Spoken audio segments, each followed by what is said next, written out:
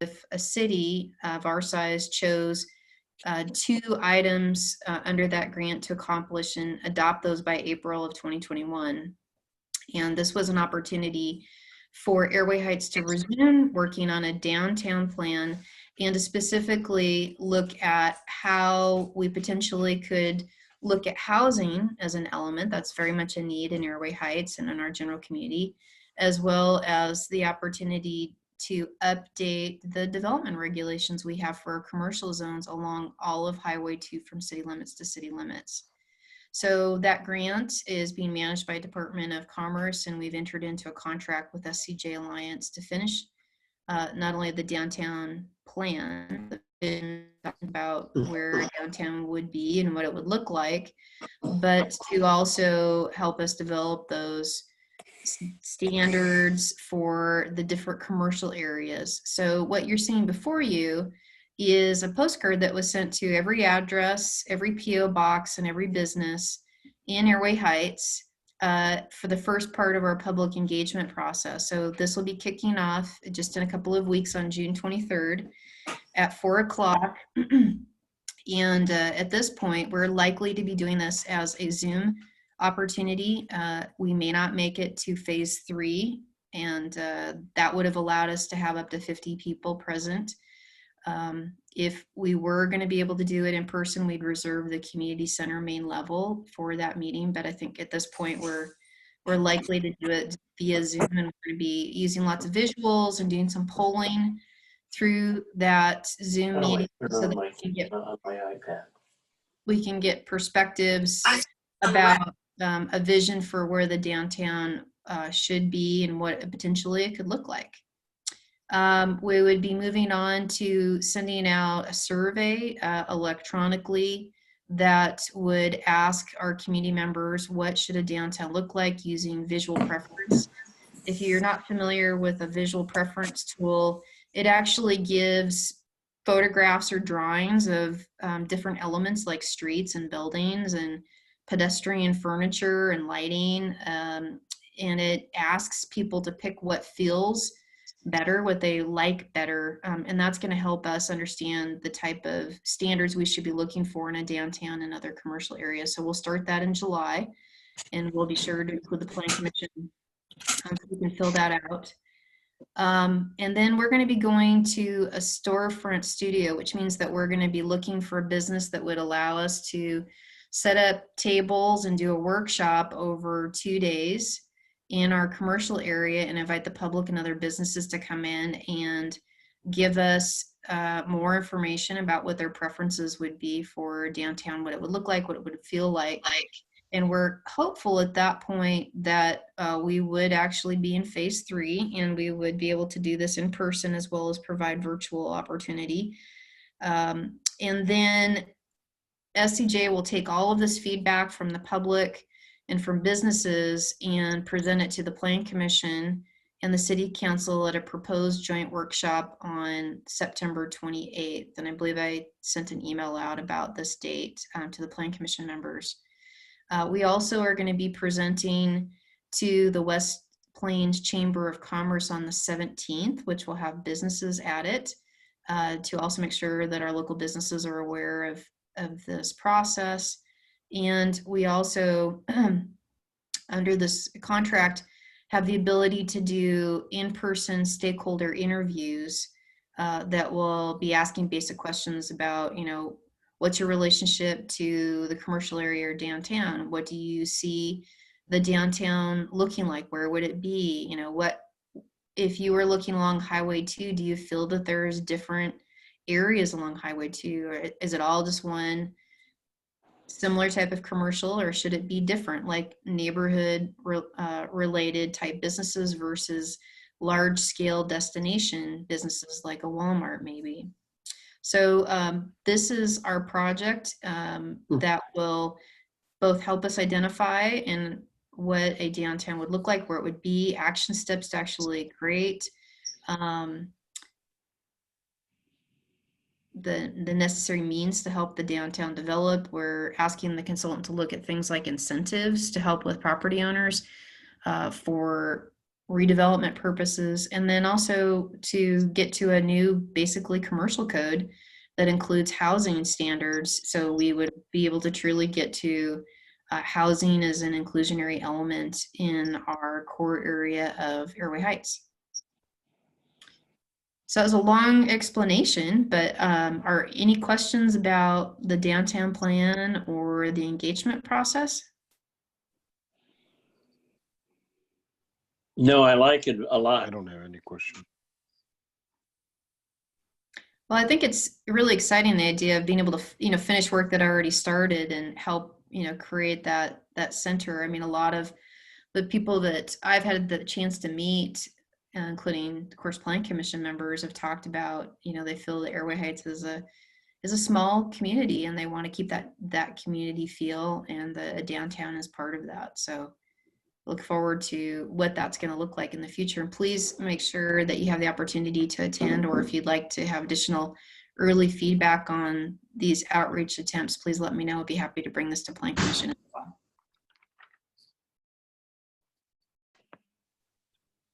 And so that concludes the presentation on the downtown plan. If nobody has any further questions, I think we don't have a public hearing today. Any action items? None. I guess we'll move into the workshop. Okay. And I think we have 2 workshops, right? Industrial sub-area plan and critical area ordinance update. Yes, so I'll be presenting. Okay. Go ahead, Elsa. Oh, no, sorry. Heather, do you want me to stop sharing so if you have a PowerPoint?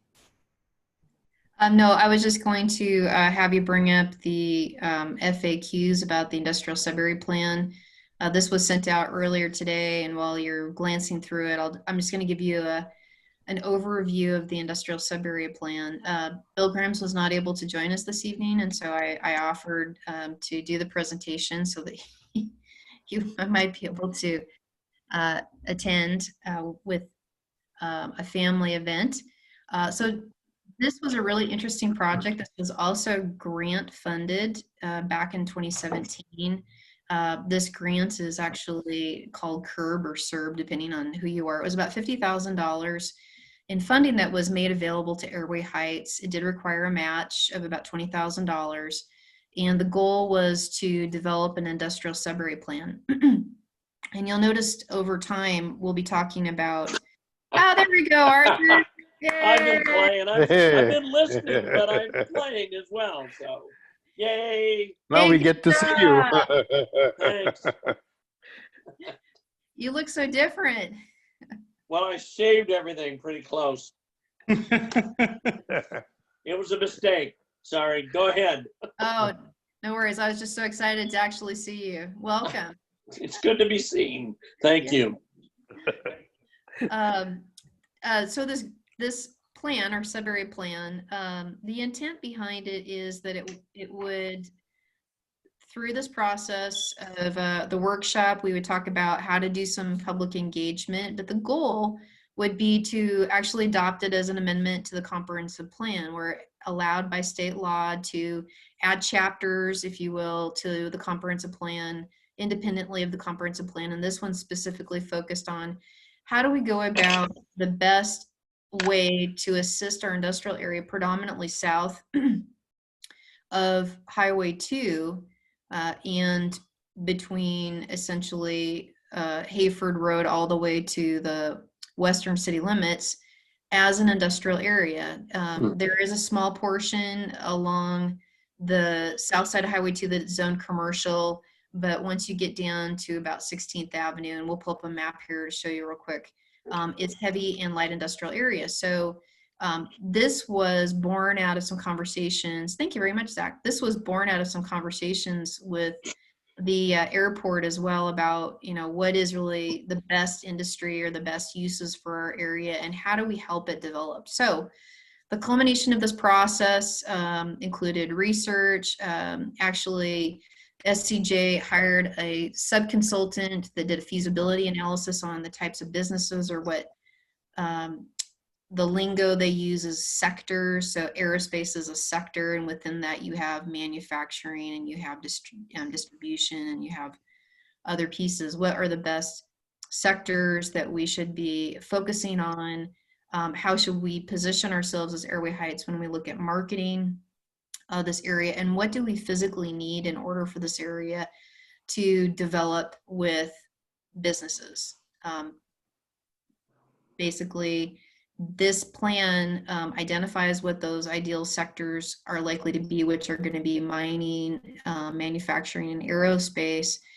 And probably the most valuable piece is it identifies, based on the location and the likelihood of development, how we should put infrastructure into this area. So if you've driven south of Highway 2 along McFarland or 21st Avenue, you can clearly see that we have dirt roads. We do not have sewer extended in large areas there. And so if we're going to be making those investments in order to assist development, how should we go about that? And that's really what the plan does, is it provides a phasing plan to put in the roads, the water, and the sewer. Why is that also important to us? Is because when we put our ideas and we've shown that we've studied this, and that the way that we are going to be putting infrastructure in, we can now use this as a plan that we can approach funders, so grants and other loan programs like Public Works Trust Fund. In order to get the funding, we would need to put that infrastructure in. So it is showing that we did due diligence and we were thoughtful about our approach of putting in the infrastructure in these areas. So our overall goal was to identify how much available land there is, what would be the best types of business sectors, and how are we going to help that development. And I should note that development, like an individual new warehouse, if you may have read in the spokesman review, the McFarland warehouse that has just come in for building permit here at the city, is about 187,000 square feet. They're marketing it for e-commerce. They're looking for office space, probably some manufacturing in that location. Even a business that large, 187,000 square is a huge building, and they have like 270 plus parking spaces. They're going to have, Wow. I think they have like 60 loading bays. It's a great project, Wow. but not every project is that size. And sometimes even a project of that size, extending utilities and building roads to serve that site, which is on McFarland, is even cost prohibitive.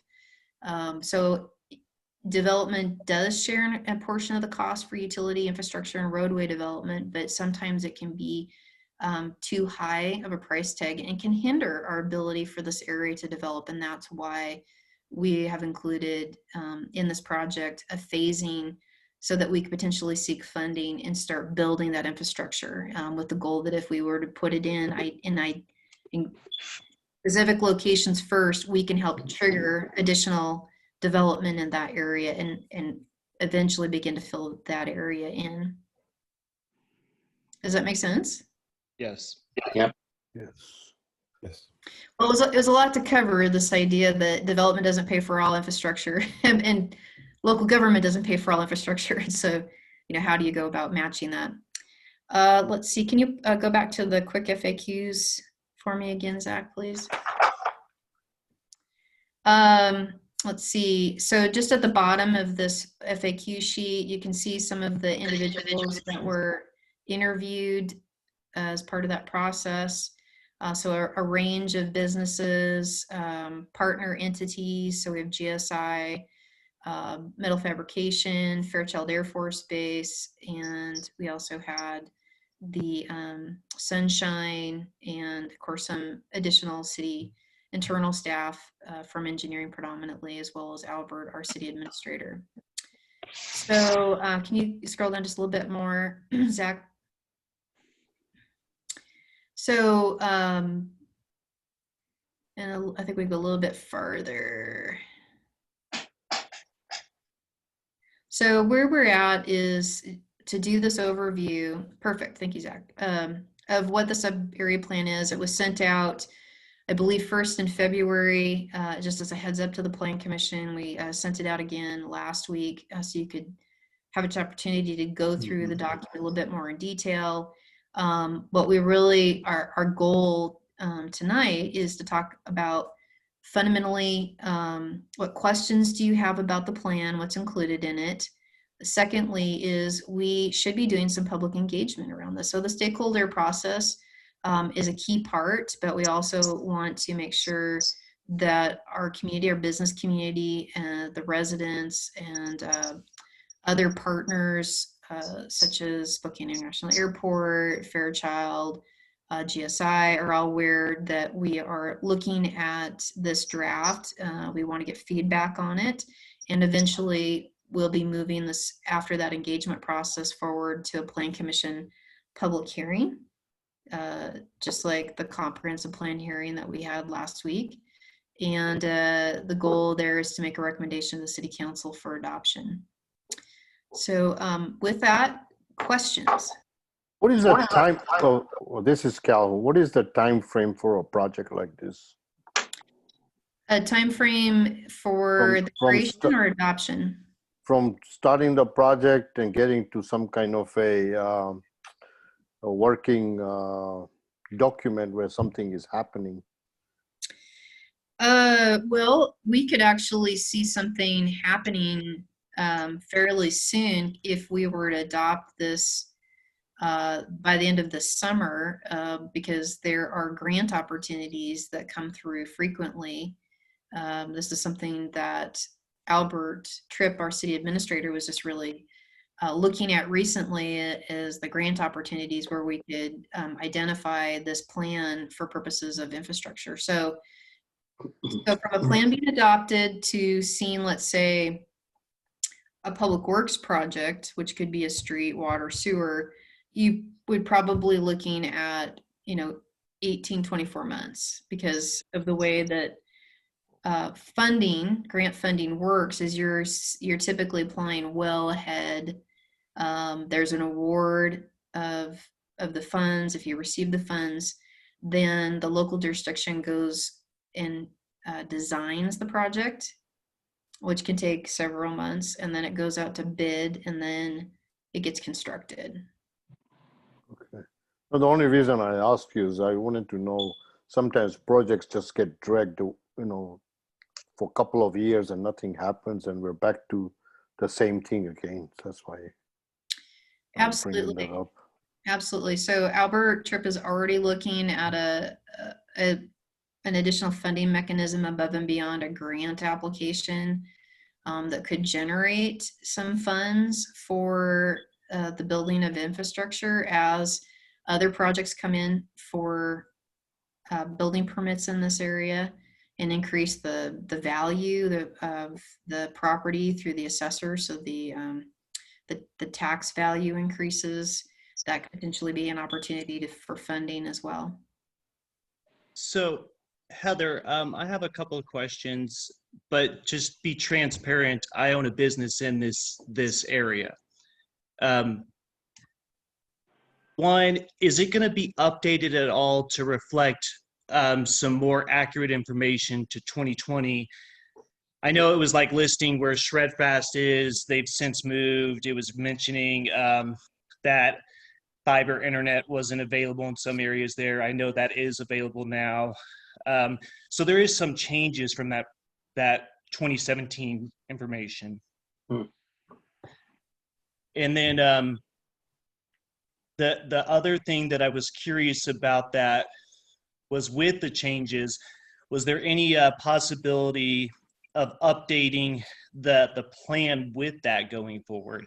Because I mean, like I said, to be transparent, I do own a business in this, and part of this plan does sit there and talk about my business and what the overall goal of the city is.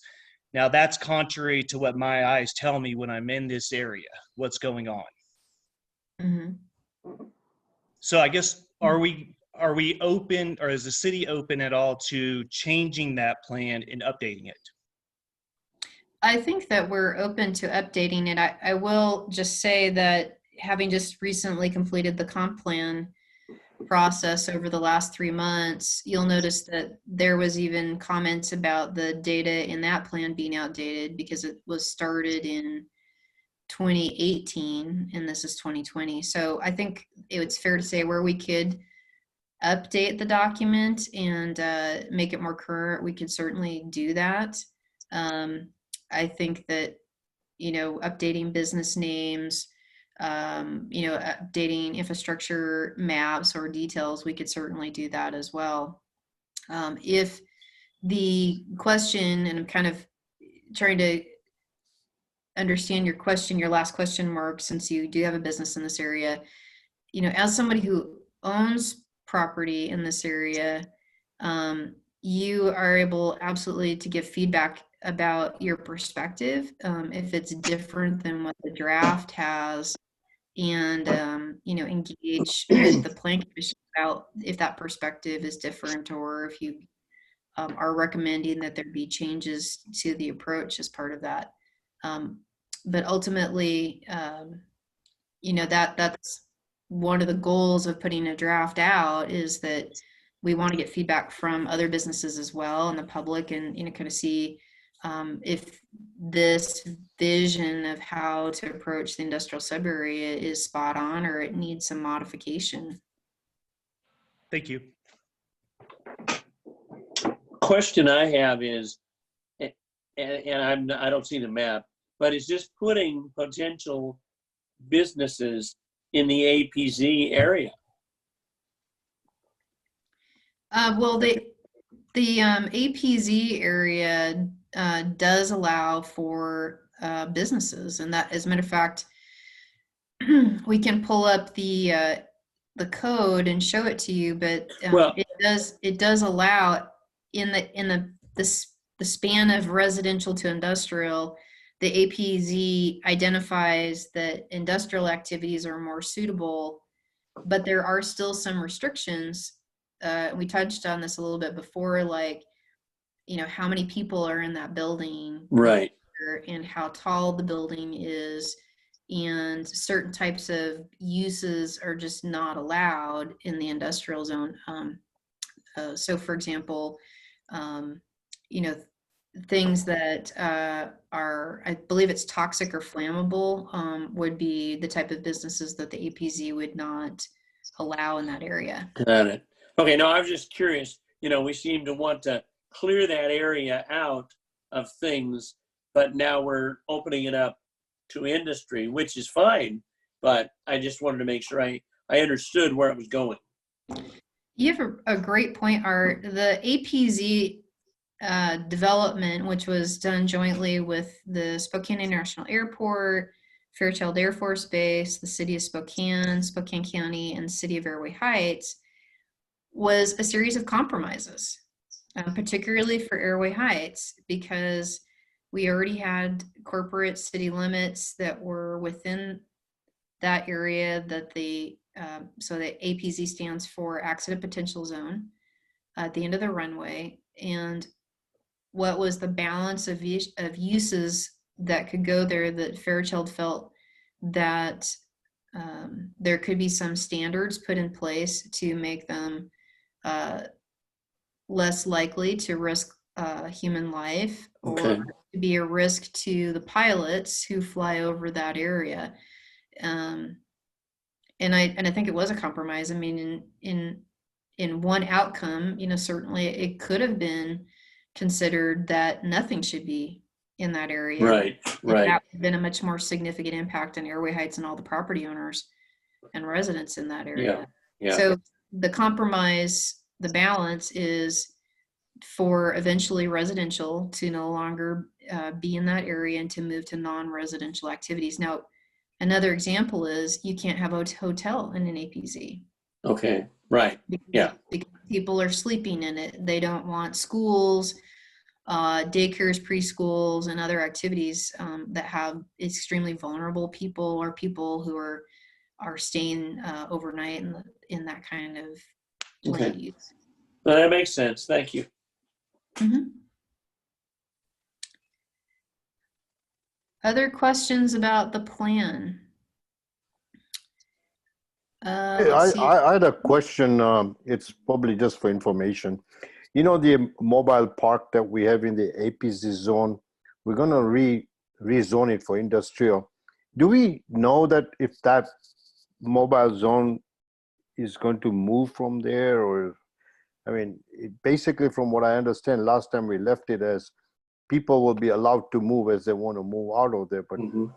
it could take 10, 15 years for that to happen. Oh, yeah, easily. It already has taken that long. Mhm. So the sound contours and the APZ conversation has been going on for quite a while. And of course, the latest adoption was 2012 with the joint land use agreement overlay zone.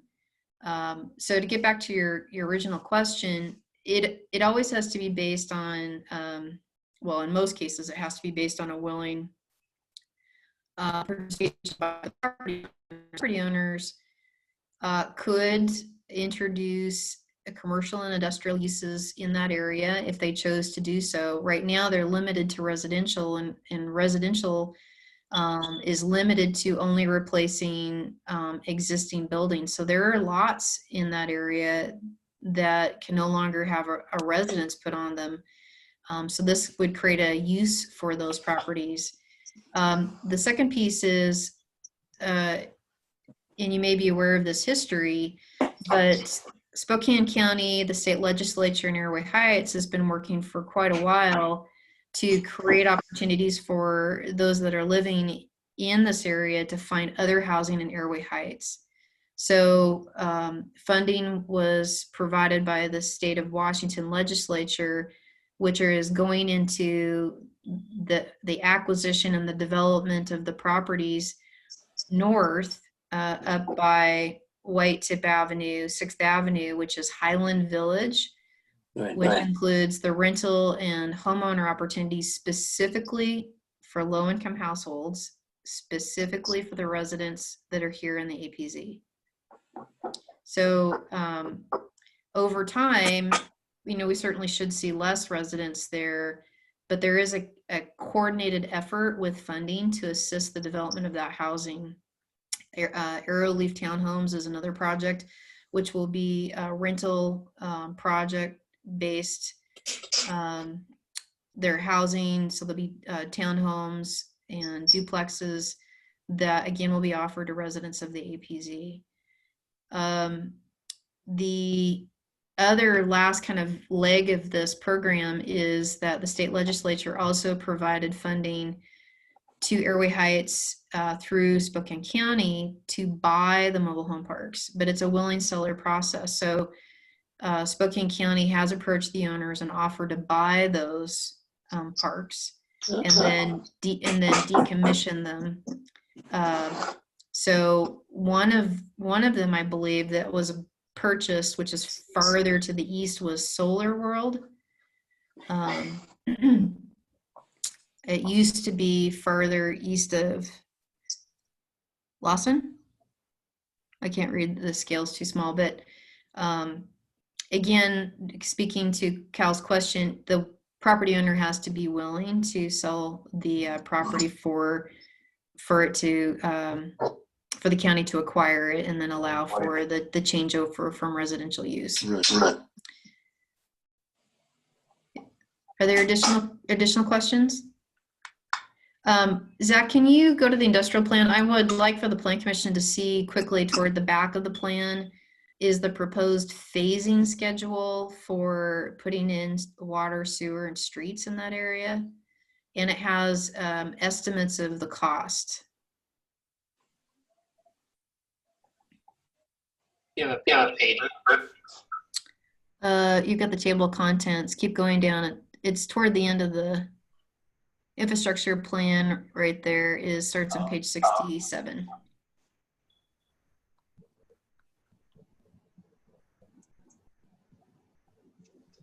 Oops. There we go. Just tell me. Just keep scrolling down. So it will talk about, I think it's phase 1 through 9 of infrastructure.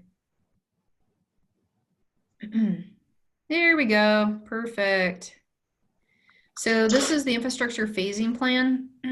And this is likely to get feedback, I think, from the public in our engagement process and the Plan Commission, as well as Mark certainly could have some insight as to this. This was done by a consulting firm based on feasibility. And so the first goal is to take our infrastructure down 21st Avenue. Now this aligns with our transportation plan. If you recall, we were have a proposal to do two roadways that provide relief to Highway 2. One of those south of Highway 2 is 21st Avenue, which we'll be seeking grant funding in the future for, and the other one was 6th, 10th, 12th alignment.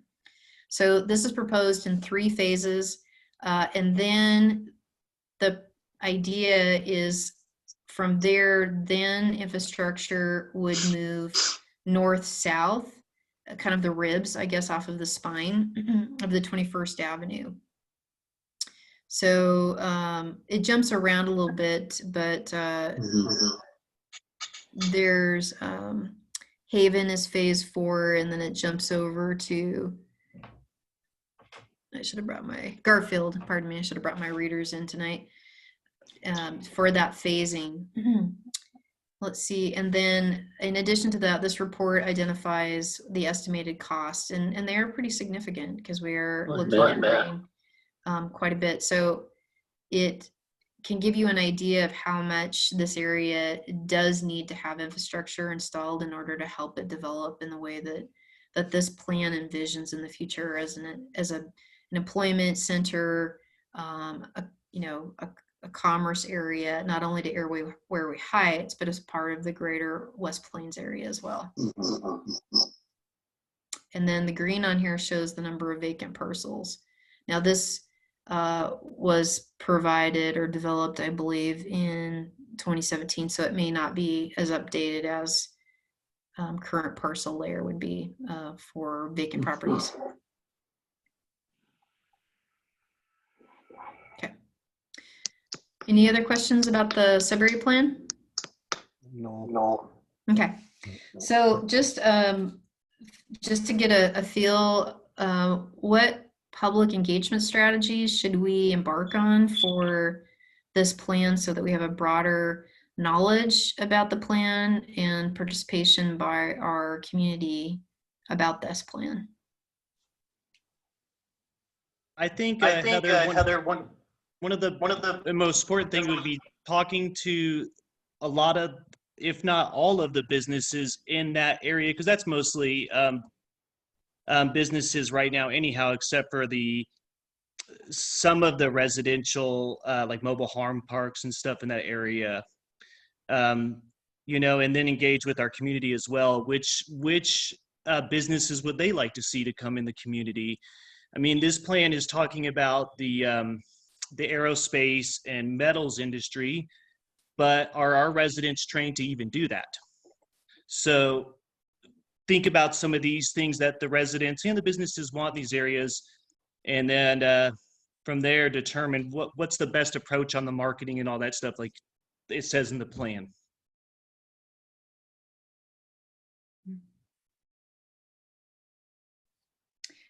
So when you were talking about talk to all businesses, are you suggesting additional interviews or a survey or a workshop where people could come, to that meeting, or a postcard or mailing? I would think a mailing would be an initial step. Yes. But I think like a workshop would be a good idea, because you can put that in the evening and bring, invite them in, see who shows up. I mean, I know I was in this area in 2017, and this is the first I'm hearing of it in 2020. So there was no engagement with me back in 2017 on this. It would just be nice to have everybody engaging in there. And I'm sure there's some new ones since 2017 as well. Mm-hmm. Well, I think that's a great suggestion. And I think it's a point well taken that, this plan needs to get exposed to our business community and to the residents. It shouldn't be just coming out of the planning ether and being presented. Then people complain afterwards. Sure. That'd be Well, and fun. even perhaps a mailer to existing businesses that are maybe not in that whole area, but still within Airway Heights. That's a fair Because- point, Art. Yeah, any businesses we hope to attract would certainly impact the whole town. So invite them in. Otherwise, yeah, they'll complain afterwards if we don't. That's a really, that's very intuitive. Who might you get complaints from? Gee, Well, not after my you do the first whole rodeo. thing. Reach out to him first. Well, me and Mark cannot complain, so we know about this now, right? Nice. Yeah. Let's see, so a mailing, potentially all businesses, do a workshop in the evening. Other suggestions? I think the workshop would be a good idea because it would show you how many people are interested from the existing business in presenting their views. Mhm. If nobody shows up, then I guess you can move along, right? Well, Well- except for the quarantine still. That'll slow us down. Well, we're working on ideas to try and engage more people. And your own experience with Plan Commission meetings is you've had great turnout because you've got options, telephone and Zoom, True. Yeah, that's, versus, coming to the community center. yep. Heather, outside of the Chamber of Commerce, is there any organization in Airway Heights that works with the employers and employees in the local area? There's the Community College of Spokane. Well, I'm talking more specifically to Airway Heights. Well, there would be the West Plains Public Development Authority, now called S3R3, I think is what it's called. They do certainly work beyond just Airway Heights, but they do generally promote the West Plains area, including property in the city and in the county and within the PDA, and we're bordering that PDA boundary, but they're working with us specifically to get funding for this roadway project. So that would be one thought specific to this area. It would be interesting to get the take of the residents of Airway Heights and what type of jobs they're looking for, what they're qualified to do as well. If we can somehow figure out a way to engage them, whether it's through the same workshop as the businesses, same mailers as the businesses, but engaging that community as well. So general community, asking for what types of jobs that they're looking for. If the whole idea of this plan is to invite in the businesses that are going to provide the best opportunities to the residents of Airway Heights, I feel like we should engage the residents of Airway Heights and see what type of occupations they're looking for, what they would like to see. It would be, in my opinion, at the very end to get all the way through it and invite in all these aerospace industries and find out the residents of Airway Heights don't necessarily qualify for the positions. And then we're having to go outside of Airway Heights to fill those positions. Mm-hmm. And I'm not saying that's the case because I honestly don't know, but I feel like the residents should be included in this well, Mhm. especially the ones looking for employment. No, I think you have a great point. I believe there's some information in this report, and Zach, maybe you might have to scroll back quite a few pages, but there was an analysis of employment, and I think, again, this is probably taken in 2017, of what areas people are currently employed in. That doesn't translate into what they'd like to do, but it shows what type of employment we're currently seeing in Airway Heights in general. Yes, I remember reading over that in the plan. Mhm.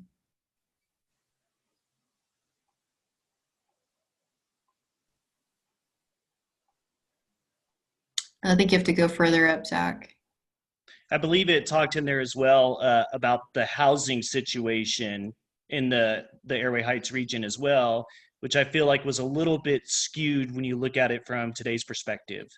You're probably looking at around page 60, Zach, for the employment data.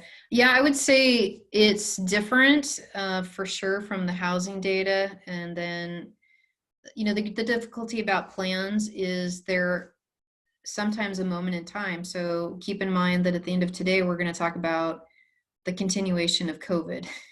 Fair enough. Fair enough. what we're going to do for purposes of meeting and you know, future engagement. So we do know for certainty that, for example, the Kalispell and the Spokane tribes are delaying their major multi-million-dollar projects for at least a year. We have also seen that we are still getting requests for residential development. So projects we were already working on are completing their subdivision process. We're getting new applications to create new lots. So, you know, two ends of the spectrum, you know, commercial, residential, you know, some are moving forward, others are taking a pause to consider what will happen with the market. That's got to be making things extremely difficult to plan. Mhm. It does. And I've been doing planning for, don't tell anybody, about 30 years. And I have seen lots of old plans. Art's laughing at me. You started when you were 8. No, I know. Nice. Nice. I wish. I've seen a lot of plans in jurisdictions that I've worked in that, you know, pull them off the shelf all dusty and look at it. And, you know, they had these huge ideas about this tremendous growth that was going to occur. And, you know, you're looking at it 30 years later and it's like, oh yeah, you know, the 70s recession happened, or, you know, so there are plans out there that envisioned a lot of development, and then the housing recession happened in 2008. So it's always the goal to do as well of a forecast as you can, but you know, there's so many factors controlling what actually occurs. You know, you don't have control of that, which is why older plans did sit on the shelf, and why new standards require us to frequently, as in usually every 5 years, to go revisit those plans and see if the assumptions that we made at that time are still true or not, and adjust accordingly. So here's some of the employment data that was included.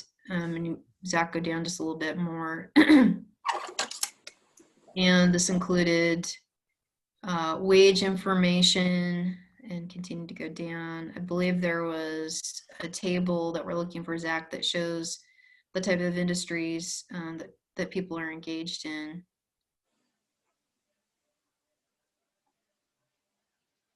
I think this is more capital programming.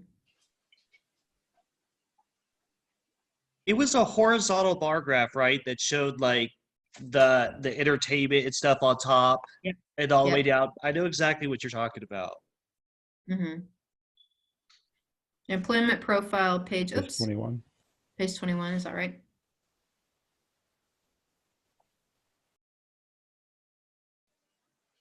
Oh, but thank you. Go ahead. There it is.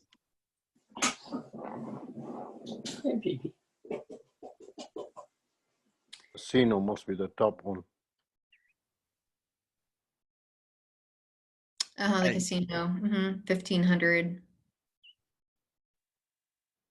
So to Mark's point, this only shows where people are currently employed, not what they would like to be doing. And I would hazard that at the end of this year, a lot of the 1,500 people who are involved in recreation, entertainment, and art Yeah.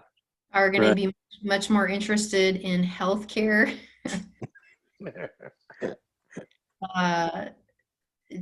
technology services, And, you know, to some extent, potentially construction, you know, some types of construction weren't slowed down by COVID, but, you know, others were, you know, real estate, you know, there's a lot of demand for that. One of my friends is actually the manager for community colleges corporate training program, and they're having very, very robust conversations right now at the community college about what they're going to be offering for education, you know, the short term, you know, helping people get back into the workforce, and then longer term, what will be offered for people for certificates and other training so that they can change essentially careers. So. Well, like I said, what worries me is that we're going to attract business here that the residents of Airway Heights are not qualified to do. And that doesn't necessarily benefit the residents of Airway Heights. Yes, it does bring more people to the city. It brings more resources being spent to the city, but the residents are still not able to be employed in the city. And I would just like to make sure that if we are going to do that, that we do engage the citizens, you know, the residents, and let them be a part of that input as well. No, I think that's a really good point, Mark. We can certainly do that. So what we'll do is we'll take this feedback about how to develop an engagement strategy around the plan, and definitely a workshop in the evening, and we'll again look at non location based as an alternative. So for those who may not feel comfortable or were not able to have an in-person meeting or workshop, and then also potentially a couple of different mailings and potentially a survey going out to businesses generally in Airway Heights, not just in this area, but also to our residents about what kind of businesses that they would like to see in this area, what kind of jobs that potentially that we'd be looking for. And then I will speak with SCJ consultant about taking a closer look at what the existing qualifications are of residents in this area. I believe that there was a little bit of information about level of education that they have as well. And then we'll bring this back to the next Plan Commission meeting for you. Good. Oh, that'd be awesome. I like it. Perfect. Well, thank you very much. This is great feedback. So with that, I'm willing to turn this over to Zach on a presentation on critical areas. Don't do that. Yeah, it's a party. Let me get this set up real quick. So this is Zach's first presentation to you, and he's been doing quite a bit of background on what we need to do with an ordinance that we have that's required under growth management that deals with environmentally sensitive areas. While he's bringing up those materials. So how many of the Plan Commission members are familiar with our critical areas ordinance? I'm not. I am not. From what you sent out for this meeting. First time I've heard that. You all are going to be experts in the next 20 minutes. Honestly, I don't know. This is going to be pretty brief, guys. I don't know if it's going to be 20 minutes. So let's relax. If you have questions on anything, go ahead and just interrupt me. Sorry, I'm trying to arrange this where I can see where I have my notes and also see you guys at the same time. So, like I said, I'll do my best to answer your questions. If not, I'll probably have to throw her to Heather because she's been doing this for a lot longer than I have. So Airway Heights is currently attempting to get into the good graces of the GMA, which is the Growth Management Act, and part of that is updating our critical area ordinances, and that's a periodic update that's required every 8 years. So this is a map of Washington State. So for the GMA, we are required, all cities and counties in Washington, to adopt regulations protecting critical areas in order to preserve the natural environment, wildlife habitat, and sources of fresh drinking water. This is a map of the counties in Washington State that are required to plan under the GMA. As you can see, Spokane County is required to plan under the GMA. All municipalities within those counties are also required to plan under the GMA. So that means that we have to make sure we get this done.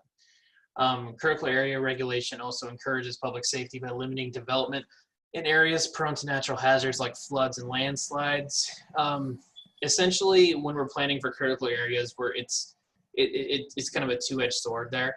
For one, you're planning to protect the critical area, but you're also protecting your developers from, developing on top of a wetland or a frequently flooded area or an area that could be problematic to their business.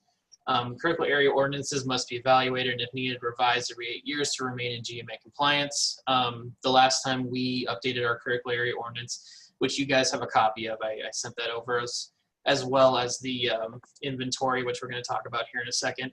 The last time we did that was in 2007, so we are currently out of compliance with the GMA. Updated. So some of this is going to seem kind of like duh, but we're just going to go over it just for the sake of going over it.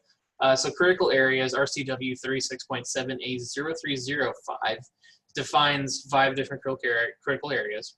One is wetlands. 2 are areas with a critical recharging effect on aquifers used for potable water, which are CARAs. Critical area recharge, critical area recharge areas. So those are essentially areas where water is going from up top into the aquifer. So that's drinking water. Fish and wildlife habitat conservation areas, frequently flooded areas, and geologically hazardous areas. For Airway Heights, we're mostly concerned with CARAs and wetlands because we know they're present within Airway Heights. Currently, we don't have any state-defined fish and wildlife habitat conservation areas, frequently flooded areas, or geologically hazardous areas within the city limits. For frequently flooded areas, you're looking at areas that FEMA flood insurance has defined as 100-year flood areas. So any place where there's a 1% chance that it'll be flooded, that's what a frequently flooded area is. And for geologically hazardous areas, you're looking at areas susceptible to erosion, earthquakes, stuff like that. So again, we're pretty flat. We're not really prone to earthquakes, so we're not really focused too much on that. Question I have, Zach. Sure. Wouldn't the wildlife and refuge area cover Turnbull? Turnbull's not within the municipal boundaries of Airway Heights. Got it. Oh, I thought it was countywide. Okay. Well, the county is required to plan for the GMA, but we're also, since we're within the county, we're required to plan for the GMA, but we only plan for our municipality. So okay, thanks. Sure. So best available science, GMA requires local governments to use the best available science when reviewing or revising their critical areas, policies, and regulations. Again, it's kind of straightforward. Jurisdictions must demonstrate that the best available science has been considered when creating their critical areas ordinance by documenting scientific sources that support their approach. Essentially, we're required to use the most up-to-date sources that we have. This picture here is actually a handbook provided by the Washington State Office of Community Development, and it provides us a handful of sources for us to use to develop our critical areas ordinance through Department of Ecology, Fish and Wildlife, places like that. So the current Airway Heights critical area ordinance. If you wanted to read it, it is currently available under the Airway Heights Municipal Code. It's under Title 19. The entire Title 19 is our critical areas ordinance. It is also available in its original form as an ordinance. That's just a little harder to get a hold of. This is available online. You can look it up right now if you wanted to. There is a copy of it also in that packet I sent you guys. The last critical area ordinance was updated in 2007, which makes that out of compliance under GMA. Again, that we're really driving that point home. After a review of the critical area ordinance, it was determined that certain sections are in need of updating in order to remain consistent with the Department of Commerce requirements. So the Department of Commerce actually facilitates the GMA, so they're going to be our go-to with our update here.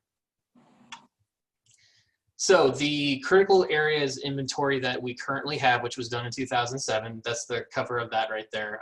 Again, I sent that out to you guys, so you'll have a copy. Again, it was conducted in 2007. And the goal of that was to map and document all the critical areas within the municipal boundaries of Airway Heights. That document was used to coincide and develop the current critical area ordinances. So these are 2 different documents. There's one document that is the ordinance, and there's a separate document that is the inventory. But again, it is out of date. We need to update it.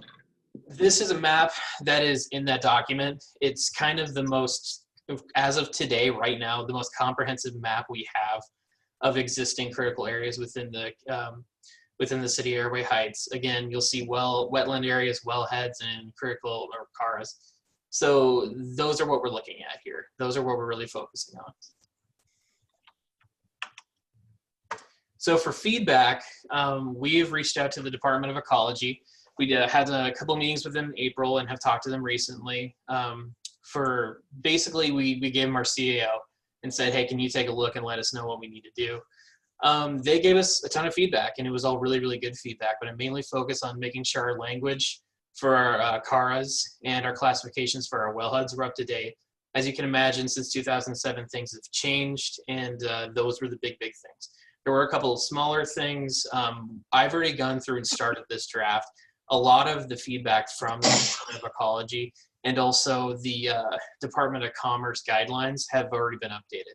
So towards the end of the presentation here, we're gonna go over kind of what we're gonna ask of you a little bit. So yeah, so the two people we've talked to are Department of Ecology, and we've used the Washington State Department of Commerce guidelines to perform our update. So we're gonna go over two options here. We don't have to choose an option today or anything like that, but this is where we are at when Heather and I have these conversations about our CAO. We can essentially go one of two ways. Our first option is getting an updated critical area ordinance. So we have reached out to a couple different firms and tried to get an idea of how much and what it would take to get them to come out and do a comprehensive critical area inventory of Airway Heights. That process would include a review of aerial photography and site checking specific sites. Of course, that is much easier said than done because a lot of the areas out here with critical areas on them are privately owned. So we do need to get owner permission to get on the land and make sure we can check those. Representatives from the Department of Ecology have stated that Airway Heights may have up to 10 wetlands. Currently, there are 3 mapped on the National Wetlands Inventory. So just looking at the difference between 2007 and now, we know that we have additional wetlands that we need to make sure that we inventory. The critical area inventory would be valid for 5 years. So if we did a new one, it would be valid. If we did it this year, it'd be valid till 2025. And the estimated cost on that, on the high end, is $25,000. That might change depending if we get additional bids or not. But today, right now, in this room, that's what we're looking at. The second option is a completely different way of looking at it. It's called site-specific review. Certain counties and jurisdictions within the state, instead of spending money to inventory all their wetlands, this is an example from Skagit County. You can imagine some of the counties on the west side trying to inventory all their wetlands might be a little problematic. So instead of performing those inventories, they just do a site-specific review of critical areas within a proposed project area. So if someone wants to build a development, they have them fill out a form to do a review and say, hey, essentially, do you know if there's any wetlands or not? As many other questions, there's a couple examples of the questions here. Those jurisdictions then have a threshold, so they make the decision based on that threshold determination, whether they are required to perform a critical area review or if there's an exemption. So that would be something, if we decide to go to a site-specific review option, we would have to develop a threshold and understand, how big or, what are these individual factors that we're going to consider when we're doing a CAO, and also what projects are exempt. It's not necessarily cost prohibitive to do critical area review on every single family home that goes up in Airway Heights kind of a thing. Maybe it is, maybe it isn't, but that's a good example of what that would look like. Quick question, Zach. Sure. Is there repercussions if somebody lies on that form? There should be. I don't know the specifics of it yet, but essentially you're lying on a government form if you know that there is a pre-existing condition. I mean, yeah, it would be essentially the same as lying on any other government form. So. Okay, thank you. I can answer that as well, Mark.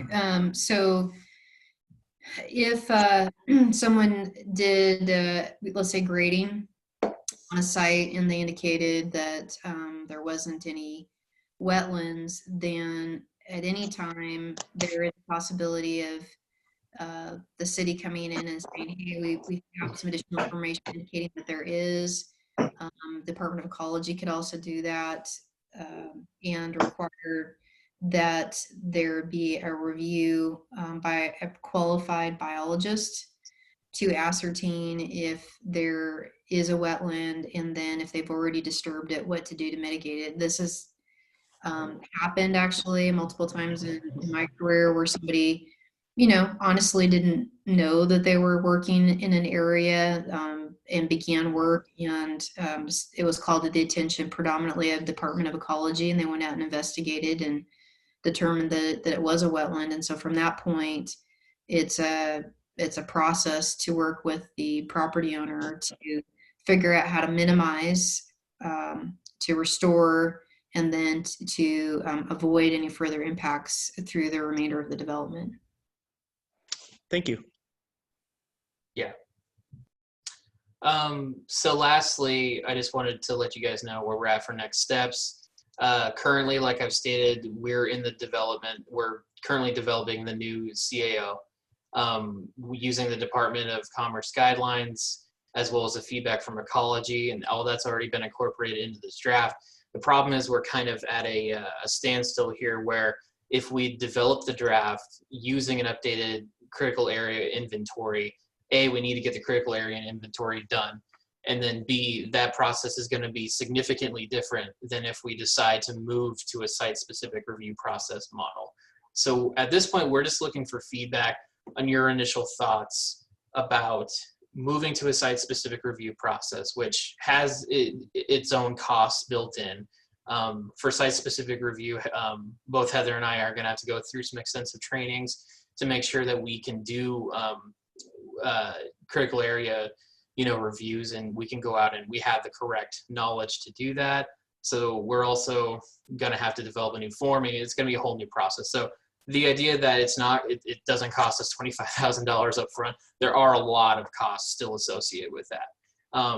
But also on the other end, the developing of an updated critical area inventory is great, and it would be continuing what we currently do, but that inventory would only be good for 5 years, and we're required to update these every 8 years. So there is a little bit of give and take on that. So if you guys have any thoughts, we'd appreciate it. Other than that, that's kind of all I got for you. Well, I have a question in two parts. The first part is, do we have the $25,000 to spend for this study? And the second question is, if you do spend the $25,000, the benefit would be that you guys don't have to go to the added education and extra work in order to make this work. So I think the first question is, do we have the $25,000? So I can address that. I did speak with Albert Tripp. I think he's actually on our meeting tonight, and then Kevin Anderson. He's very much willing to support either direction that we go, but I would be concerned that this year, without the full financial impacts of rapid sales tax and potentially impacts to property tax revenues to Airway Heights, about at this point spending $25,000 for an inventory. So on that said, we do have the support of the administration to make the right decision, but I am concerned about the financial feasibility. I was just going to add food for thought that it's not that onerous on a threshold process to examine a site for the presence of a wetland. There is training that is available. For example, when we spoke to the Department of Ecology, they indicated that they had free video training. We definitely would want to include some field training with that. But I've done field investigation for wetlands and other critical areas. It is very doable with a site visit to a location. The difference really, as Zach talked about for the development community, is that having a likely wetland mapped and then having that on a publicly accessible layer assists the owner or potential purchaser or developer with more information up front about how their project may be altered as a result of the presence of a wetland, because there are rules we're required to adopt, which includes the steps that I outlined with real world examples, somebody building, which is you're trying to avoid the impact, and then you're looking to, minimize, and then in mitigation actually is the last step that you go through. But it does allow a little bit more predictability on a checklist process. It just would require probably more sites to be looked at on a case-by-case basis to see if they're present. So more food for thought, I guess, about the different methodologies. So you could identify potential critical areas now, map it, and when people try to develop it or do something on it, the question can be opened up again and say, okay, let's make sure that it meets the guidelines. Is that what you said? Yes. So in a case where we would potentially look for an inventory, physical inventory to be created, those locations would be identified predominantly through aerial photography and LiDAR, and then a consultant would do a windshield survey to see if they can see from public right-of-way any strong indicators. The biggest drawback to an inventory methodology, since most of these are likely to be on private property, is that we have to have permission from the property owner to conclusively determine if there's a wetland or not. But we potentially could create a map saying these are potential wetlands, and when that property comes in for development application, we would then require them to do some due diligence and have a qualified person go out and take a look and provide the results of that analysis to determine, yes, there is a wetland, or no, there is not. In the checklist version, we would have an adopted threshold saying projects below this level probably aren't going to have to do a review for a wetland, but projects above this level are required to at least do the checklist, and then we do a site visit where we go out and take a look.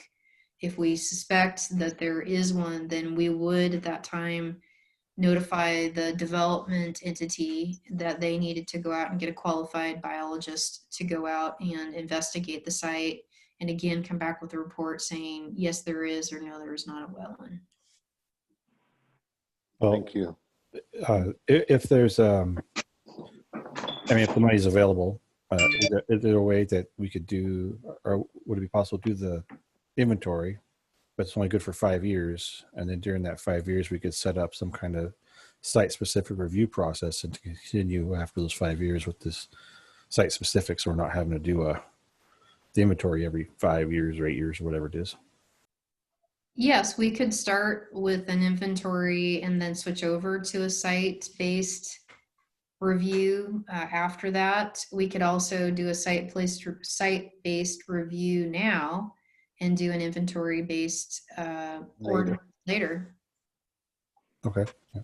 Well, and once they're identified, except for a natural disaster, probably won't change much. Well, that's why they're only good for 5 years, specifically for wetlands, is because wetlands can live and die in a 5-year period. So Okay. just think of your history. I'll think of mine. When I grew up here in Eastern Washington, for example, we had significantly harder winters and more snow than we do presently. I mean, I remember having 4 feet of snow for a long time. Now, we might get a dash of 12 inches to 18 inches every couple of years. So the same thing happens with wetlands based on the amount of precipitation, which is if there are consistent years where there's enough water and the conditions are right, wetland can be formed, and the same thing can happen in a long period of declining precipitation. And also, is there something that's impacting what I mean, how that water collects. That's not necessarily true in Airway Heights, but if we were next to a creek, Well, yeah. you know, the movement of that creek can facilitate, you know, wetlands creating or draining and going away because the creek is moving back and forth across, you know, that channel. Sure. Yeah. All right. Driving out to Cheney is a good example of that. Yes. And I'd just like to mention that in the rules that Army Corps of Engineers uses and then Department of Ecology recognizes, man-made features are not wetlands. So we're looking for natural occurring Natural. features. And that's why we have a, you know, looking at the two methodologies.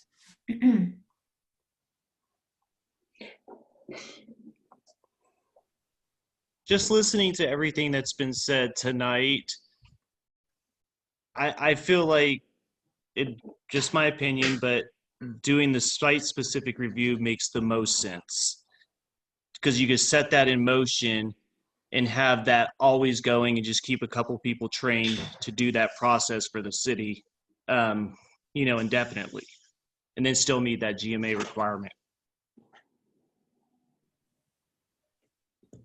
I'm in agreement with that. Yeah. We have to decide today, or No, not at all. We're still in the decision-making process. At this point, we're just looking for your guys' thoughts on it. yeah, I think I agree with those guys. We have to go that way. That's our thoughts. Okay. Well, good. Thank you, guys. We definitely appreciate the feedback. Sure. We just don't want you to be overworked, okay? Very Oh, true. no. Well, thank you. We appreciate the support.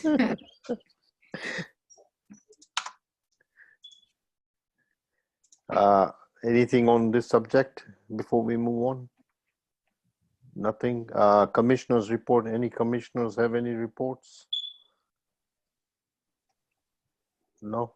No. I just want to thank all the commissioners for your support and help in making my life easy and everybody else's life. And I think all of you bring a lot of value to this committee, and seeing the progress that we've had in the last 6 months. Thank you very much. I'd agree. You bet. Thanks, Cal. I say the same to your work, and Heather and Zach. Yes, it's been refreshing to see how much we're starting to get done. Yes. Thank you, everybody. Maybe after this phase, when phase 3 starts, I'll buy you all breakfast, okay? I like to do that. Maybe that would be a nice thing when we open up. I would like us to go have breakfast or lunch one day. I think that's fantastic. That's a great idea. Nice. If no more commissioners report, I think we have staff report, right? 2 items, COVID-19, and something concerning the next meeting. Mhm. Heather starts. Oh, perfect. Thank you. Is my video and audio coming through? Because on my side, it's making it look like I have a nervous twitch. Your audio is Voice is good. Your Video audio is slow. yeah. All right. We'll ignore that. Okay. So COVID-19 and phase 3. We hoped that the Spokane County would be moving into phase 3 beginning next week. We have heard that Dr. Lutz is not going to apply by Friday. There are conditions that we have to meet in order for that to happen. And so at the very least, the governor has extended the order to provide for these types of meetings where we're not actually gathering for a public meeting. So that means that as we move toward July, we're going to have to continue to monitor whether we move into phase 3. If we do not, then our next meeting will also be by Zoom. But it also means that our community engagement activities, like we've talked about tonight for the downtown plan and the industrial sub-area plan, will likely be participation via physical paper surveys or electronic surveys, visual preference polls, participating in Zoom meetings, etc. And so that we can continue to engage as many people as possible and recognizing that we're not able to gather. That's it? Okay, sorry. That, If that anybody, was it. if anybody My- has any questions or anything before we adjourn? No, it Oh. is what it is. Well, All right. Well, we're isn't gonna- there something about the next month meeting? Or, We will meet in July. Our next scheduled meeting is the 8th. And we'll be bringing to you a discussion about modifying one of our subdivision ordinances, and it Oh. increases the number of lots you can do through an administrative process. Right now it's capped at 4, and we would be proposing to increase that to 9 lots. The benefit of that is it makes creating lots faster, less expensive, and that it would help facilitate the development not only of more housing, but also of additional commercial development. So this is not something that I anticipate there being any controversy or concern from anyone about. So just want to let you know, we'll be bringing this forward, and our goal is likely to have a hearing in August for consideration of increasing the number of lots that you can create through a subdivision. Uh, okay. Anybody else? I was Dave- happy I fixed my audio or my video.